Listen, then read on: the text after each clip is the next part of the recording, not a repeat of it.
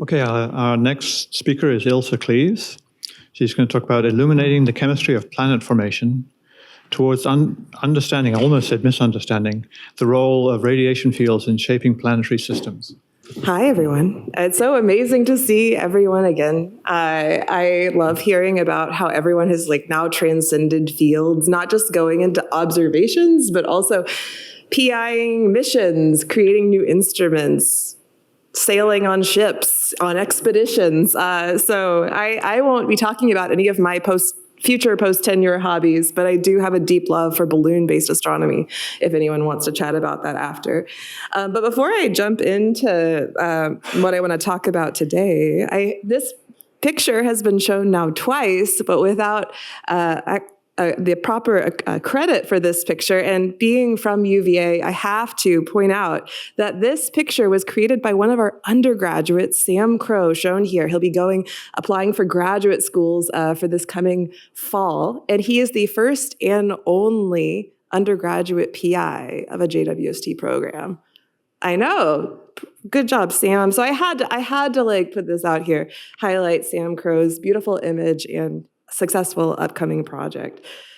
So I retitled my talk to be a little bit more, provocative perhaps, to the mystery of the missing cosmic rays. So this particular project was the project that originally brought me to the ITC. As a graduate student, I was very interested in trying to figure out how we can use various molecular observations being made with this newfangled ALMA telescope to learn something about planet formation, both what planets can be made of, but also how they form. And so a lot of what I was interested in at the time was cosmic rays. So before jumping into that, a little bit of context. So we all know this sort of story of star and planet formation. You have your dense molecular cloud that collapses to form your young protostar. The protostar eventually forms a long-lived disk where we think a lot of the planet formation fun occurs. And one of the biggest questions right now in the field of planet formation, I have to stay, close, is this idea or this question of inheritance or disk reprocessing or reset. You could also think of this as nature versus nurture. So when you look at this sort of overall picture, when you go from the dense molecular cloud all the way through the disk, you start off with some chemically rich material. We know molecular clouds contain water and organic material. How much of that survives the violent formation of a star? And then how much sort of happens in the disk phase for the millions of years it sits around while planets are hopefully forming? Now, this might sound like kind of a nuanced question, but it's actually a really important one. If the vast majority of the composition of planet-forming materials starts in the earlier phase and pretty much stays like what the molecular cloud composition looks like, this would be very interesting because it would mean that for each planet forming around each star, they probably have similar access to things like water and organic material. It won't matter so much which star you are orbiting necessarily. You'll have sort of a more homogeneous population, compositional population of planets, with at least within the cluster or the molecular cloud complex you came out of. If instead the disk and the forming star basically scramble everything and set the stage, then you're basically at the whim of what star you end up orbiting. As a planet, your composition is going to vary substantially from star to star. And the answer to this question actually isn't obvious even for our solar system. This is a beautiful plot made a couple of years ago now, showing the composition. So these are normalized compositions of various organic molecules. On the left side, it's the carbon-oxygen-bearing ones, and nitrogen on the right. On the x-axis here, it's the composition of a well-studied solar system comet, 67P. On the y-axis, it's an interstellar cloud, a well-studied interstellar dense cloud that hasn't, or at least we think is sort of pristine material reflecting that earlier stage. And that gray bar is a one-to-one correlation. So basically the comet, so at least this one comet in our solar system, looks an awful lot like this interstellar cloud, as if nothing happened to it in between. You could also look at this plot a little more carefully. That error bar is like an order of magnitude, and maybe that's like where all the magic of planet compositional diversity lies, is in this like order of magnitude error bar. But it's still across quite a few decades. there's a pretty strong similarity between comets and interstellar abundances. This is not true for all solar system bodies. If you look closer into the rockier materials, the stuff that made it up, like the Earth, for example, the instantite chondrites, also the carbon-rich, the carbonaceous chondrites, they don't look like these comets. The comets are in the green. Over there's the sun. They are missing a substantial amount in this plot of their carbon relative to their silicon, and then their nitrogen relative to their silicon. So something happened to them substantially in the process of forming a star and a full planetary system. We also don't have an obvious answer for what drives the chemistry of forming systems when we look at disks either. So we're in this awesome renaissance of data, this newfangled ALMA instrument, as well as many ground-based observations showing the beautiful scattered light rings, like with VLT. We're in this awesome era where we have disks being studied in detail, and then we're also going into like population studies here. And even across the detailed studies and the population studies, there aren't quite yet emerging themes. It looks like all the disks are kind of snowflakes, and we're not finding a clear unifying theme of what sets the chemistry of planet formation yet.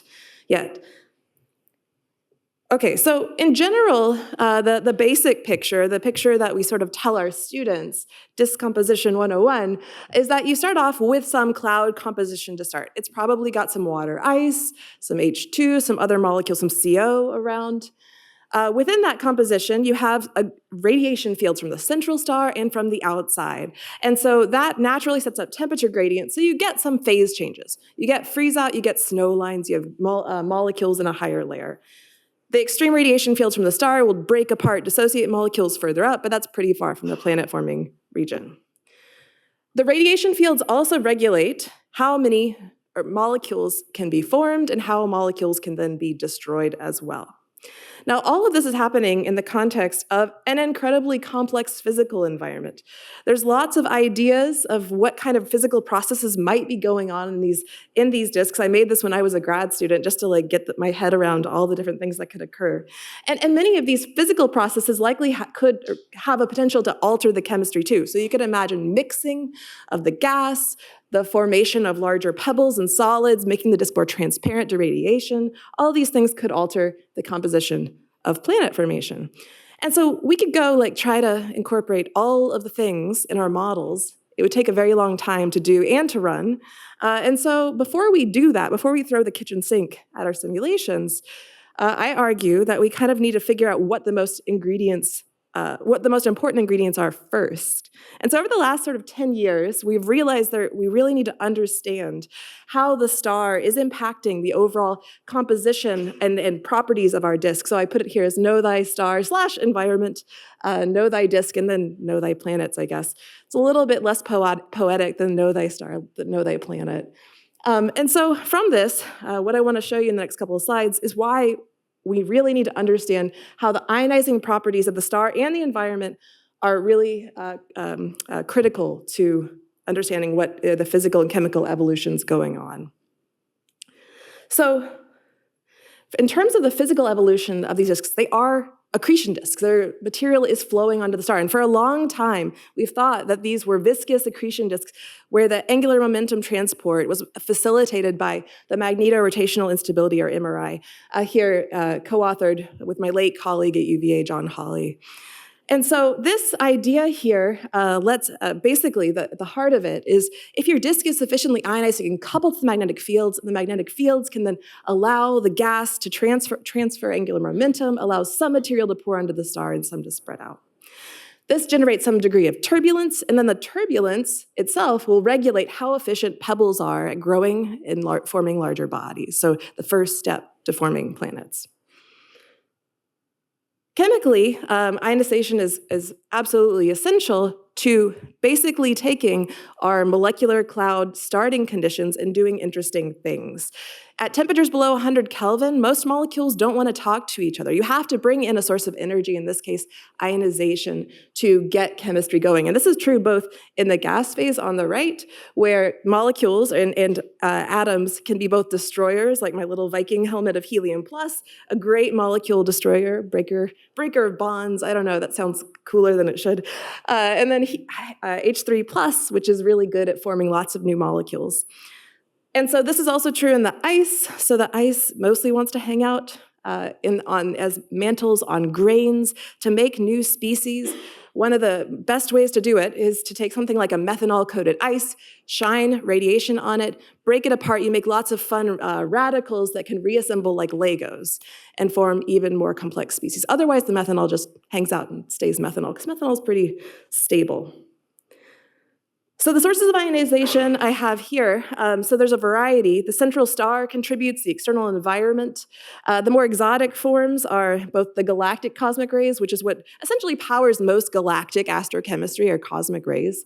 They drive what's going on in the coolest innermost regions. Depending on where your star happened to form, maybe you have access to things like short-lived radionuclides, like aluminum-26. And for small dust particles, these things can create, or through the decay process, produce MEV gamma rays and beta particles. Once you get bigger bodies, then it contributes to heating. And so in the classical picture, we've known sort of what to put into our models when it comes to the star, but for the midplane, it's been really challenging. And so this is why with very sensitive observations from ALMA of molecular ions, we could unlock what was happening in the deep interior of the disk that we couldn't directly observe with telescopes.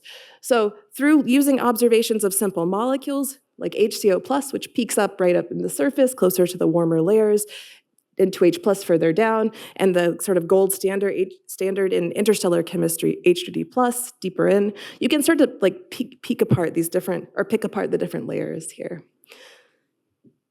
Now, just a quick aside, so how do we actually do this besides with infographics like I'm showing here? Chemical modeling in disks is not a new venture. There are at least 10 robust chemical codes out in the market. We are actually doing a detailed code comparison. I won't show it here, but it's one of the first disk chemical code comparisons that's been done, at least for the disk environment. And so what historically has been done is people will take their favorite observation on the left, and they'll want to learn something about the distribution of the molecules on the right. And so they'll do something like, okay, here's my line intensity. I'll assume it's at some temperature. I'll assume it's, maybe it's optically thin, and then I'll get a certain amount of those molecules on the sky. And I don't have to worry about the details of everything I need to know about my disk. Okay, great, that's simple, but you don't necessarily learn quite as much. What I'll show you here applies forward modeling, where you create a structure as realistically as you possibly can. You include chemical models as realistically, again, as you possibly can, and you try to compare in the observational plane, and also complain, probably, I don't know. And the beauty of forward models, they are complicated, but they're worth it. You can get things like, you can know what the conditions are that your molecules are experiencing, what things are ionizing them, what reactions matter in forming HCO+ or CO. You can tell your favorite friends in lab or that do chemical calculations where they should spend their time. So forward modeling has a lot of benefits. But like I said, it's complicated. So on the left here, I have a laser pointer. I don't know if it works. Oh yeah, it does. Okay, so over here on the left, if you know something about your source, you can create some kind of physical structure. You can shoot it with radiation fields, ultraviolet from the star, X-rays, cosmic rays, etc. You then can put your physical structure, your understanding, your intuition into a chemical model. You can solve for the evolution in time. It's very non-LTE. This is the molecular cloud hiding up here. And then you post-process it with radiative transfer. You can get fancy, use non-LTE. All these things are possible. And you compare with observations, ideally. Now, for cases when we know a lot about our star and our disk, and we're using simple molecules like HCO+, you can learn a whole lot about this interesting stuff in the middle, about your cosmic ray radiation, and all these other different features. We applied this, so this was in the final year of my graduate school. This was sort of what got me excited about this, because we applied this to the best studied disk out there, TW Hydra. Every telescope that can look at it has looked at it at least once. This is the image from Sean Andrews.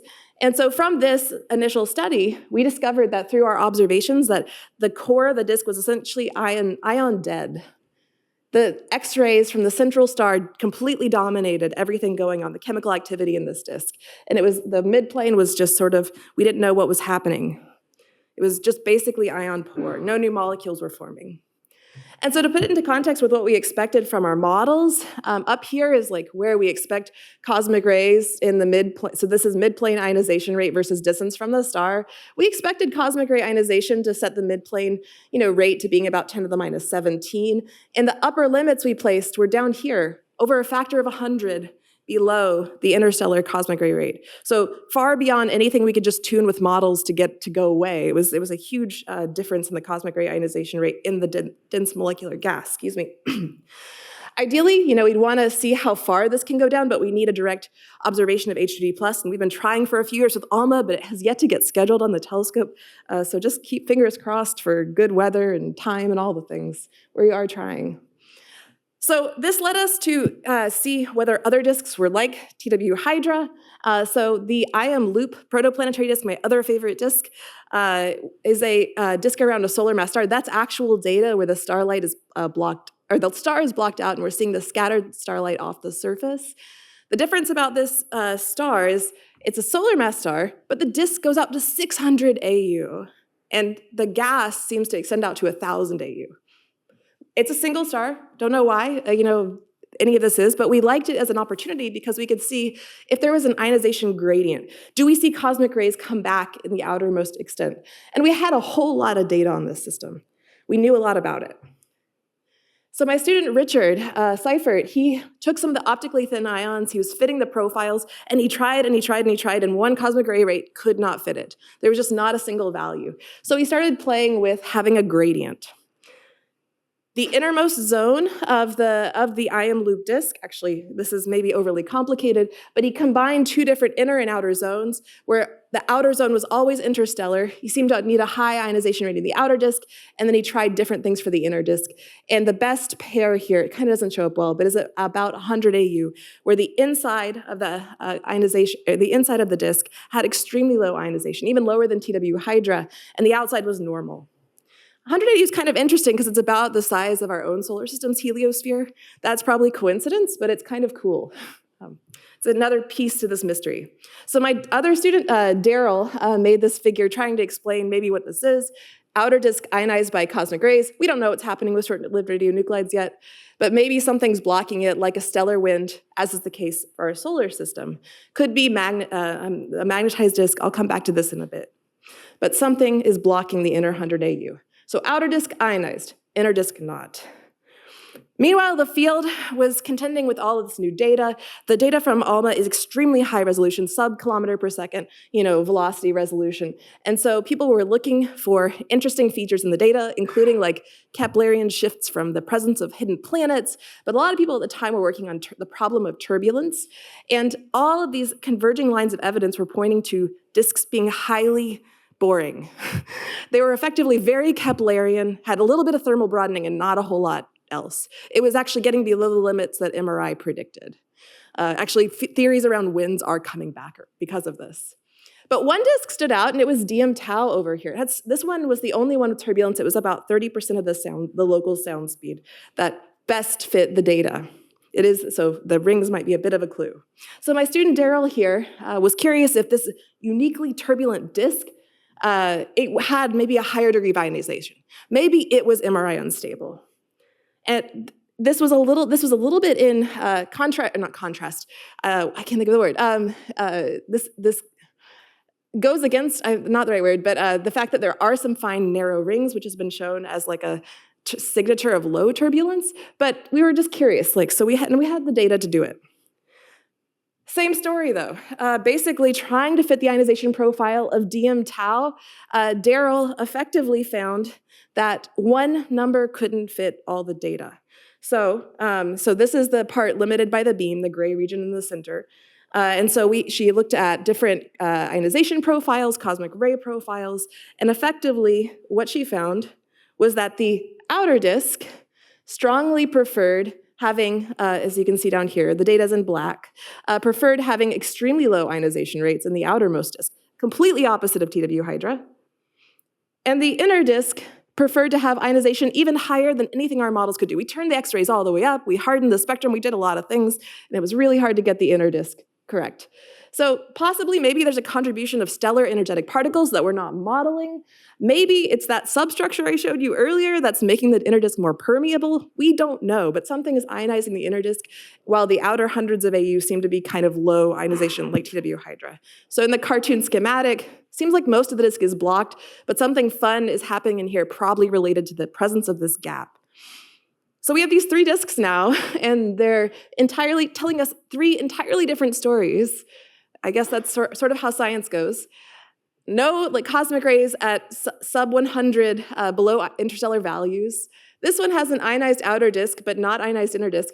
And DM tau is kind of the opposite.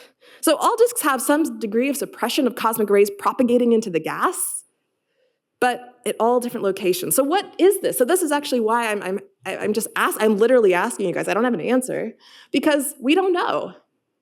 There's ideas, maybe the winds, if you have a magnetized wind, maybe you can somehow you could funnel some of your cosmic rays. If it's twisted up, maybe you can create some kind of shielding barrier.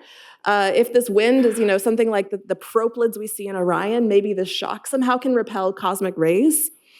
If the disk is magnetized, cosmic rays aren't going to want to propagate across the field lines. So there have been some early 90s theory on this, and for the most part, it's fairly unexplored. But all we know is that the cosmic rays aren't making it into the gas. We know our sun is capable of creating a shield around us, a rather large shield, and filtering out 99% of cosmic rays. So it wouldn't be shocking if, no pun intended, if a young star could do the same thing. The question is, how does it get around the disk? So if I put the 3 together, we have outer disks that are cosmic ray rich, they're fully ionized. We have a dead region from sort of 20-ish AU out to a couple hundred maybe at most AU. That also coincides with sort of the comets, which do look rather interstellar. So maybe this is indeed like the chemically dead zone. I shouldn't use that term. Chemically dead zone is not going to catch on anytime soon. And then the inner disk will be a mix of both. It'll depend on whether you have a giant planet forming or not, or if you have large structure forming in the innermost disk or not. So basically, is this cleared out so that the star can shine in and ionize the gas? But please, before anyone actually does this, stick a disk into one of these giant turbulent simulations. Well, unless you don't have other things to spend your, now I guess GPUs on, I don't know, not CPUs anymore. We need to know if these are typical. These are 3 systems that give us 3 different answers. So we are working towards a much larger sample. I'm PI of an ALMA large program to survey the chemistry of 80 disks with 3 spectral settings. We'll have JWST Miri spectra for 40 of them. It is a tremendous amount of data already. We have N2H plus in our setup, and so that'll be very useful to knowing how ionized their midplanes are. And these disks are much more boring than what you've seen from D# or from MAPS.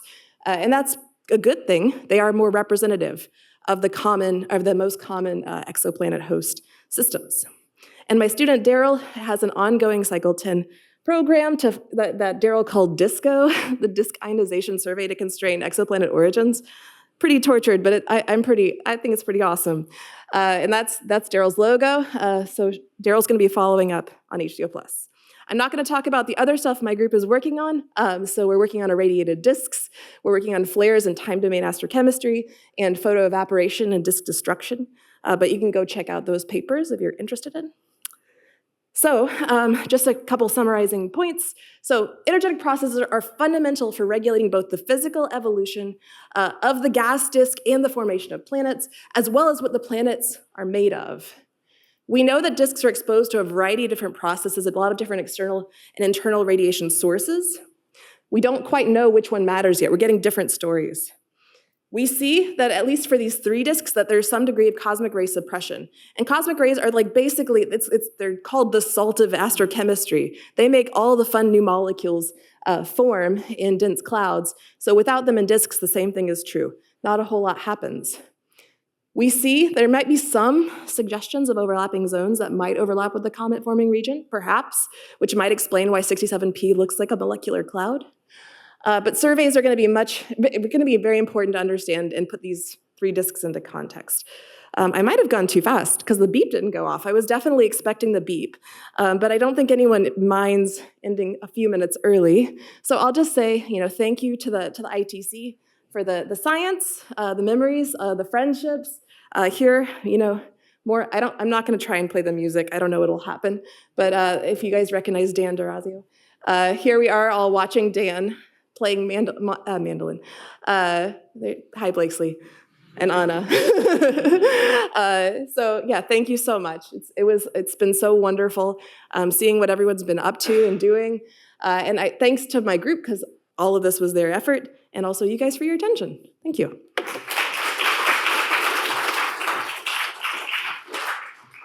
I'll play Dan again while you... So Ilse, you were within 10 seconds of the beep. 10 seconds. Unbelievable. Woo. Well, there it goes. So questions?